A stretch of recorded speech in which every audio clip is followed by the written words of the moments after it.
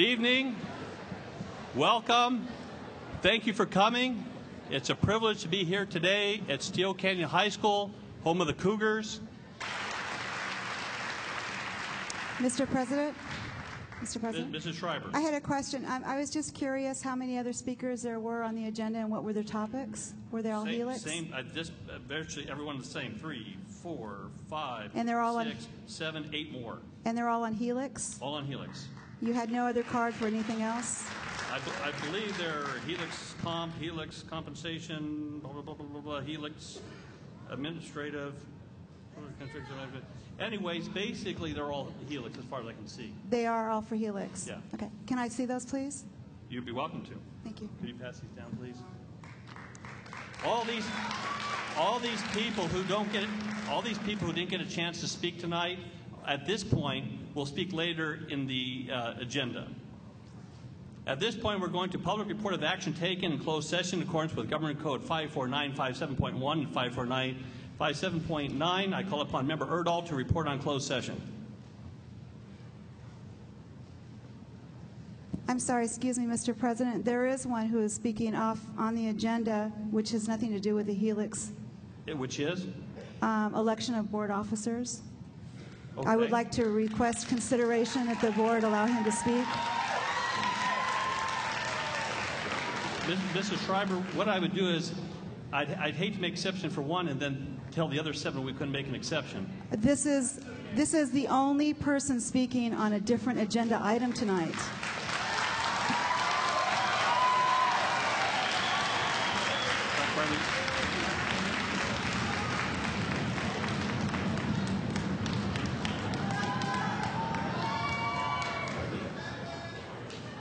Well, it's up to the board. Board members, do we have any? Would we like to make an exception for one speaker? On a different topic? On a different topic? I don't have any. I'm sorry?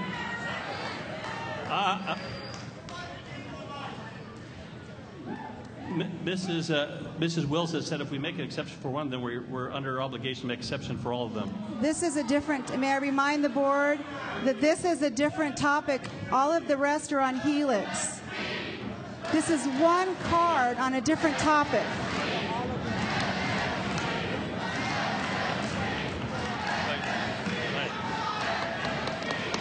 Is it?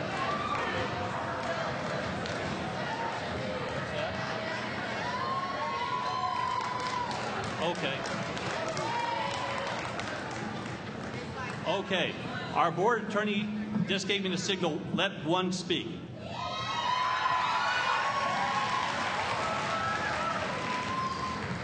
We're going to speak on, this is on item 6A, election of board officer for James Hartline. Thank you. Welcome.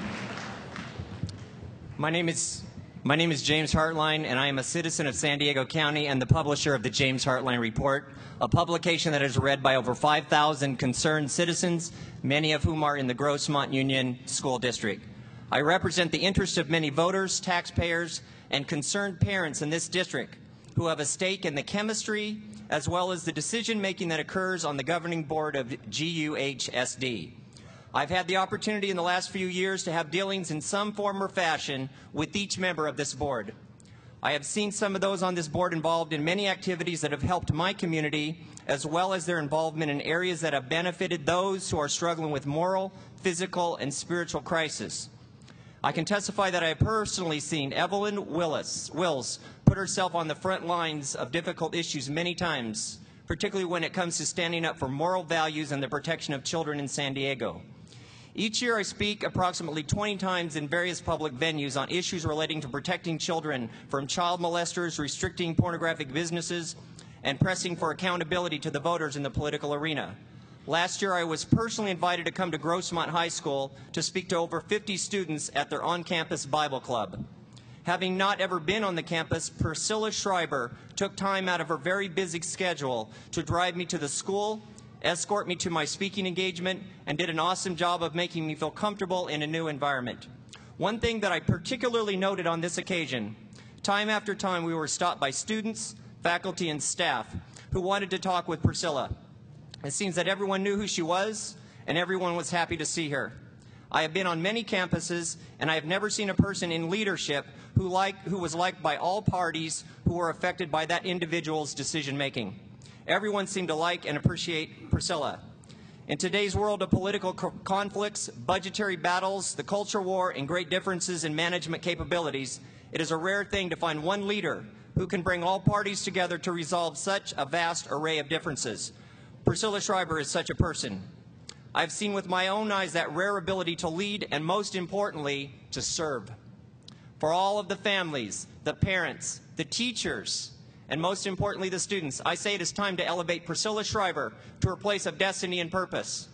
Over 84,000 voters elected Priscilla to this board for a second term.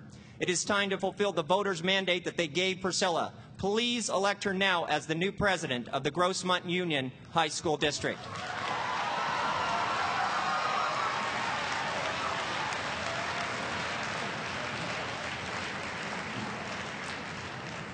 Thank you, Mr. President. Okay, Larry, I call upon you to report on closed session. Now, action item.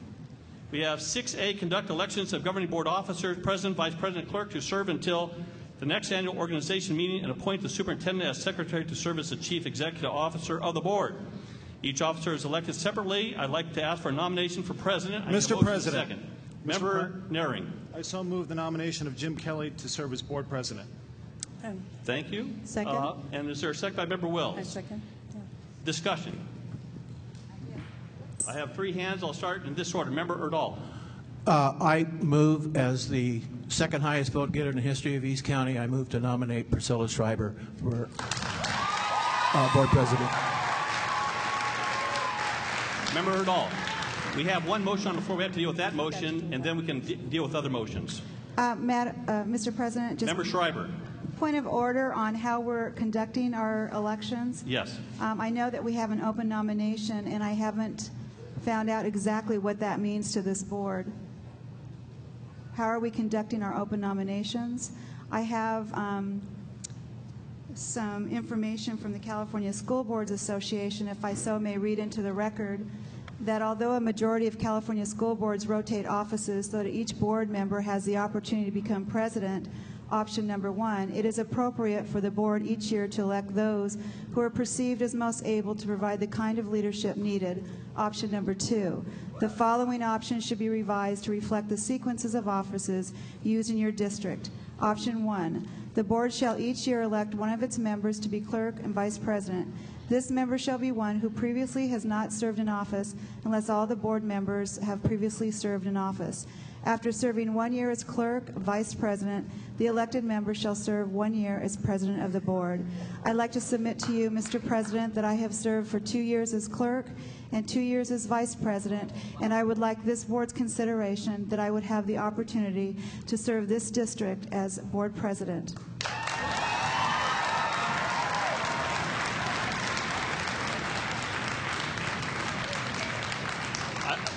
I'd like to call upon our board attorney for advice.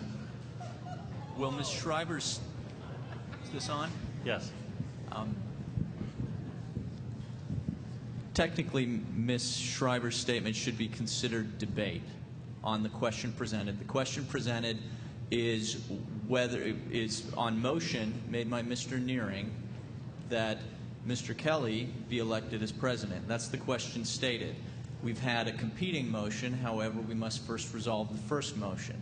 So I would interpret Ms. Schreiber's statements as debate, and because I don't believe that, and I don't have your policies in front of me, but I don't believe that she read from your policy that actually requires this, but rather this is an option recommended by CSBA. Is that correct? In our state policies, in our board policies, I can read them to you. It's an open nomination. It's a second if desired. It's a vote by voice, and it's a majority vote. There is no process or procedure as to how to put names forth for consideration. Right, exactly. And so since it's an open nomination, you're not bound as if you had adopted that recommended policy from CSBA. And that's the reason I would opine that there is a question presented. It's been stated. I believe there's been a motion on it. I disagree with counsel. It's it's stated clearly that it's open nominations. When there's open nominations, it falls to Robert's Rules of Orders. Robert's Rules of Orders, which I have right here, clearly states, before proceeding to an election to fill an office, it is customary to nominate one or more candidates. I would be more than happy to hand this down for your review. Has this board adopted Robert's Rules of Order?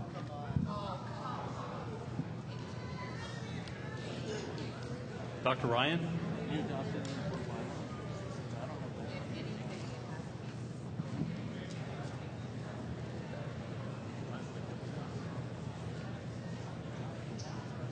It appears that we have not adopted Robert's Rules of Order. I'd like to make a motion to adopt Robert's Rules of Orders.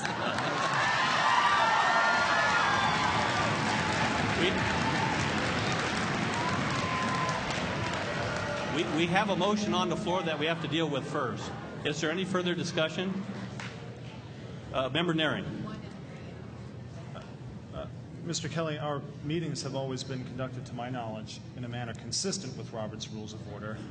I had assumed that they had been adopted at some point in time. Otherwise, chaos would ensue. Perhaps council has some idea, although I don't think that the folks who are here, whose needs we should be sensitive to, came here to watch a debate over whether or not we had adopted Robert's Rules of Order.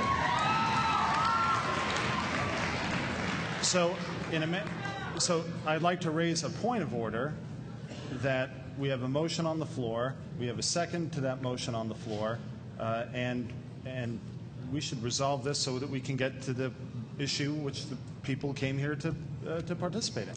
And I believe that the purpose, at least the end that apparently Mr.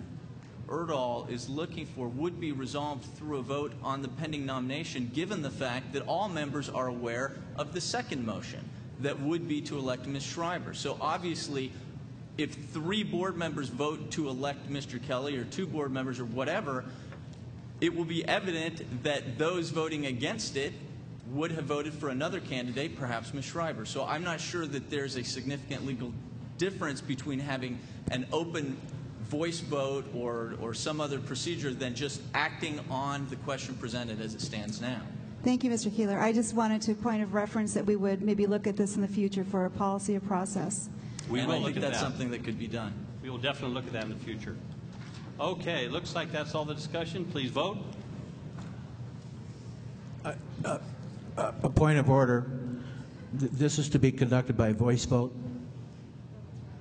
Well, we can do it by voice vote. Okay, we'll start at that end. We'll start with Mrs. Schreiber. Thank you, Member Erdahl. That was my point. I vote no. Okay. Aye. If I understand the rules correctly, we're supposed to name a name. I vote for Priscilla Schreiber. Okay. And Member Wills? Aye. I vote aye. So it passes 3-2.